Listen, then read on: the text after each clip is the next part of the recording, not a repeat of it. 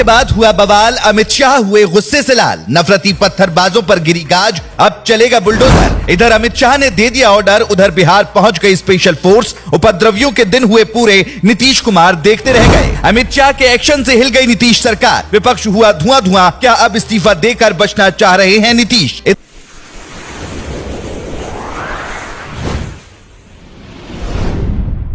इधर जैसे ही बिहार में भेजी गई स्पेशल फोर्स, उधर चुन चुन कर हिसाब होना शुरू हो गया। उपद्रवियों की लगातार पहचान की जा रही है। जिन लोगों ने रामनवमी के जुलूस के दौरान बवाल किया, उन्हें ऐसा रौंदा जा रहा है कि अब उनकी 7 पीढ़ियां भी कभी पथराव और बवाल करने की हिम्मत नहीं कर पाएंगी। इसीलिए कहा जाता है कि अमित शाह को गुस्सा नहीं दिलाना चाहिए, क्योंकि जब शाह चोट करना शुरू करते हैं तो अच्छे अच्छे उपद्रवी बाप बाप करने लगते हैं। जिन लोगों ने रामनवमी के दिन बवाल किया था, उन्हें लगा था कि शायद उनकी जान बच जाएगी, क्योंकि यहाँ पर ना तो योगी आदित्यनाथ हैं और ना ही बीजेपी की सरकार है। लेकिन शायद वो ये भूल गए थे कि दिल्ली की गद्दी पर शेर बैठा हुआ है। वो शेर जिसने पाकिस्तान को ऐसे घुटने पर लाया कि वो दाने दाने के लिए मोहताज हो गया, जबकि कश्मीर में जनता का अमन चैन छीनने वालों के सिर कुचल दिए। बिहार के सासाराम में रामनवमी के दिन उपद्रव करने वालों ने प्लान तो ठीक बनाया था, लेकिन दिन उन्होंने गलत चुन लिया। जब अमित शाह बिहार के दौरे पर जाने वाले थे, तभी ये बवाल हुआ। शाह से तो वैसे ही लोग कांपते रहते हैं, लेकिन उपद्रवियों ने उन्हें हल्के में लेने की गलती कर दी और उनके बिहार पहुंचने के बाद भी बवाल जारी रखा, जिसकी वजह से अमित शाह सासाराम नहीं जा सके। लेकिन इसी के बाद तय हो गया था कि अब कुछ बहुत बड़ा होगा, लेकिन शाह इतना बड़ा एक्शन ले लेंगे,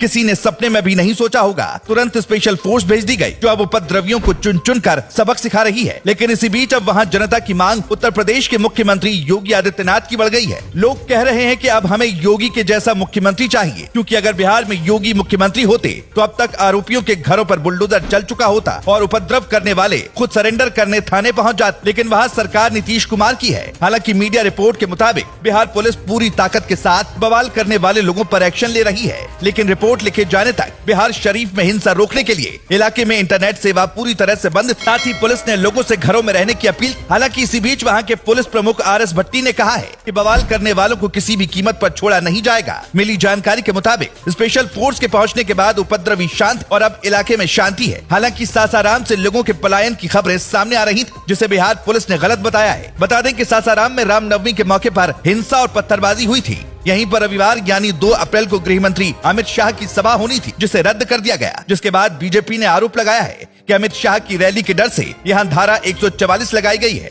हालांकि रोहतास के जिला अधिकारी ने साफ किया कि कहीं भी धारा 144 नहीं लगाई गई है। लेकिन अब जब बिहार में इतना बड़ा बवाल हो गया, तो बीजेपी ने भी नीतीश कुमार को घेर लिया और उनके इस्तीफे की मांग कर दी। इतना ही नहीं, अमित शाह भी नवादा में जनसभा को संबोधित करते हुए बिहार में कानून व्यवस्था की स्थिति को लेकर नीतीश कुमार की सरकार पर जमकर बरसे। उन्होंने बिहार के मुख्यमंत्री नीतीश कुमार पर सत्ता के लिए राजद नेता लालू यादव की गोद में बैठने का आरोप लगाया। इससे पहले खबरें सामने आ रही थी कि नीतीश कुमार एक बार फिर विपक्ष को गच्चा देकर 2024 में बीजेपी की नाव में सवार हो सकते हैं। लेकिन इस पर भी अमित शाह ने नीतीश को अभी से जवाब दे दिया कि उनके लिए बीजेपी के दरवाजे हमेशा हमेशा के लिए बंद हो चुके हैं। इतना ही नहीं, शाह ने दावा किया कि नीतीश सरकार के मंत्री बीजेपी का दरवाजा खटखटा रहे हैं। लेकिन इसी दौरान शाह ने ऐसी बात बोल दी कि हर कोई हैरान रह गया। उन्होंने कहा कि बीजेपी बवाल करने वालों को उल्टा लटका कर सीधा कर देगी। Bureau report.